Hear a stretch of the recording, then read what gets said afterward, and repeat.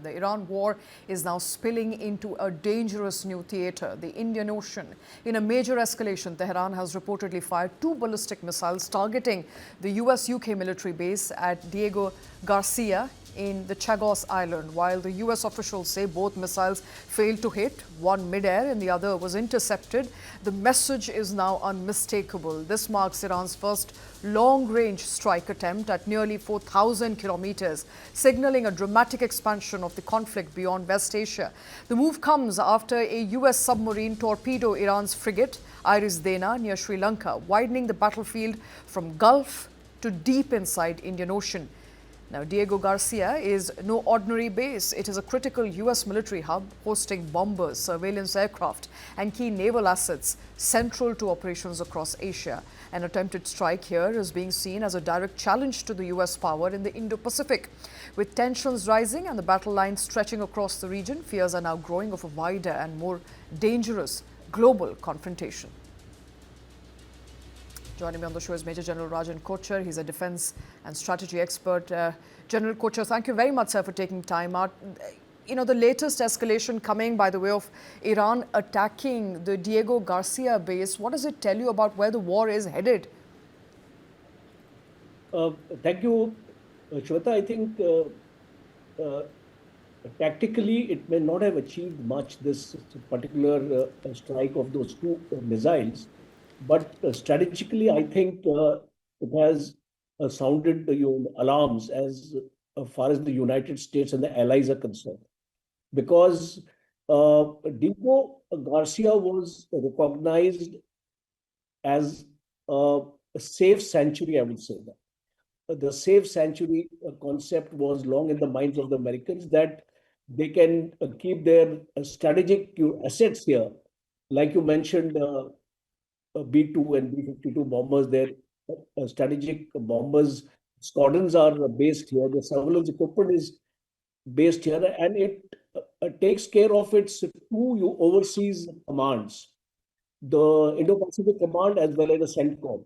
So I think from that point of view of U.S. security, it's a major revelation, because Iran had tapped its missile capability up to 2,000 or 2,200 kilometers. And possibly the US also didn't have the intelligence that today intermediate range ballistic missile in the range of 4,000 kilometers, Khurram-Sher 4 capability has been obtained by Iran. And what is disturbing is the scope, as you asked me the question.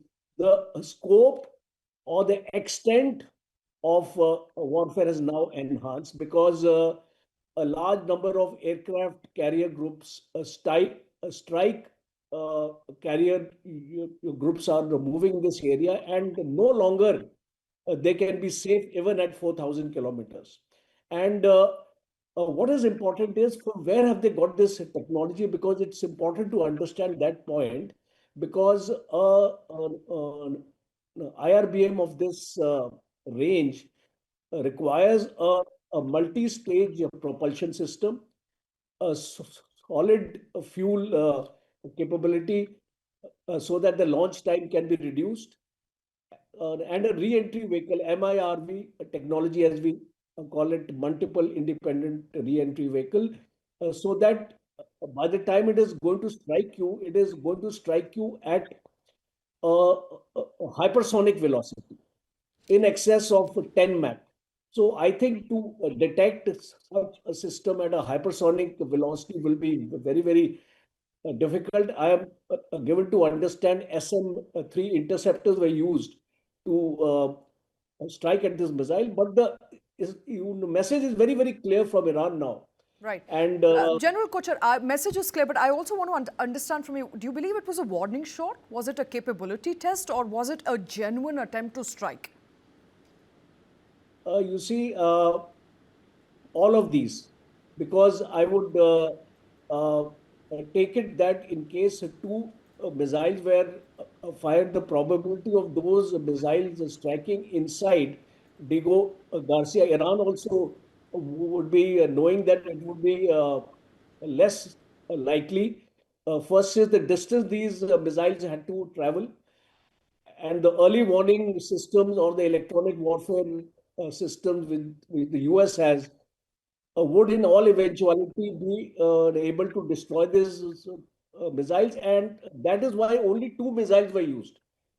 So I would presume that I would carry out this analysis. Why only two missiles?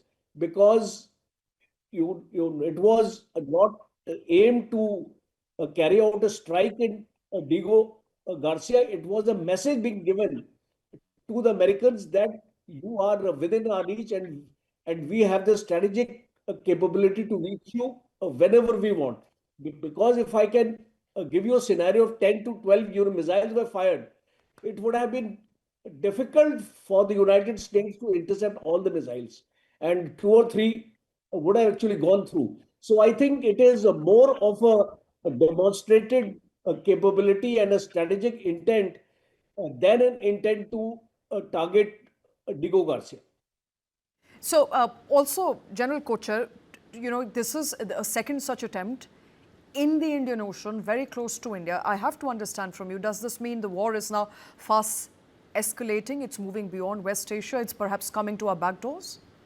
No, absolutely. There's no doubt about it, Shweta, because if they have this technology available to them, what stops them from making an ICBM? Because an ICBM is in the range of 5,500 kilometers and above. And if you can reach 4,000 kilometers, then in a process of 1 to 2 years, I think that is the maximum time which Iran will take to manufacture an ICBM. And definitely, our Indian Ocean now is within the ambit of this conflict, because nothing uh, can prevent from these kind of attacks taking place in our own area of influence of the Indian Ocean. And I tend to agree with you that the conflict is the range of the conflict, or the area of influence of the conflict, is getting enlarged. Absolutely. And before I let you go, General Kocher, I have to understand from you, what could be the response of the US and Israel from here? Because we're looking at two divergent statements coming in as far as Israel and US is concerned on what is their likelihood and their look into the war. On one hand, US is talking about stepping down. Israel says we are going to further bomb Iran in the week to come. Do you believe an attack on Diego Garcia could result in perhaps a splitting of the objective between between Israel and US in the months to come? Or do you believe that they are going to now further ramp up their efforts to strike Iran? Uh, this is a very interesting question. I think the first action the US will now take a redeployment of its anti-missile capability and its anti-missile resources in Diego Garcia. Because right now, Diego Garcia does not have that kind of an umbrella. Uh, in case of a multiple missile attack, they are not fully equipped to prevent the attack. So I think the first action the US will take now is the redeployment of its anti-missile capability in Diego Garcia. A second important aspect is that uh, since it is a revelation that this ballistic missile program of Iran is going leap and bounds, I think now the negotiations will become harder, because they would like to insist to cap this missile uh, ballistic program of Iran to 2,000 kilometers, and Right. that is going to feature in the talk in case there is a talk. Because you see, you must relate it to the nuclear aspect also. You can have a warhead, it's fine to have a nuclear warhead, but but if you have a delivery system which can deliver this warhead beyond 8,000, 10,000 kilometers, then the US bases also get vulnerable. So I think both these things will happen: redeployment as well as hardening of the US stance now towards negotiation with Iran.